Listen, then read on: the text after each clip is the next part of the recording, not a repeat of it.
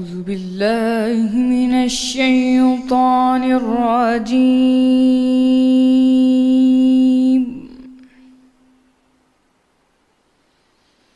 بسم الله الرحمن الرحيم.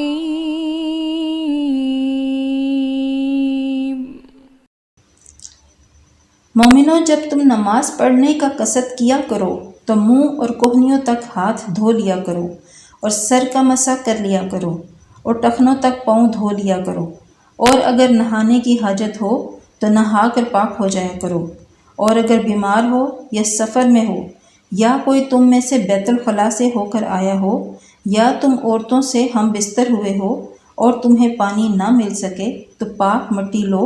اور اس سے منہ اور ہاتھوں کا مسح یعنی تیمم کر لو۔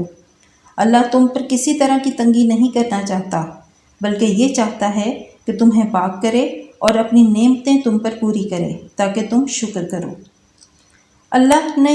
جو تم پر احسان کیے ہیں ان کو یاد کرو، اور اس عہد کو بھی جس کا تم سے قول لیا تھا، یعنی جب تم نے کہا تھا کہ ہم نے اللہ کا حکم سن لیا اور قبول کیا،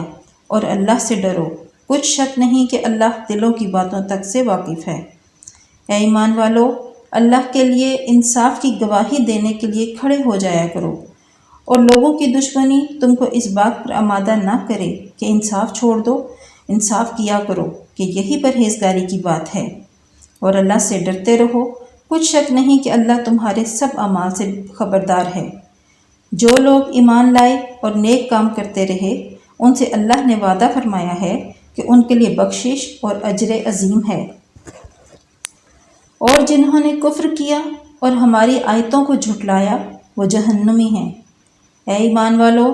اللہ نے تم پر جو احسان کیا ہے اس کو یاد کرو۔ جب ایک جماعت نے ارادہ کیا کہ تم پر دست درازی کریں تو اس نے ان کے ہاتھ روک دیے، اور اللہ سے ڈرتے رہو، اور مومنوں کو اللہ ہی پر بھروسہ رکھنا چاہیے۔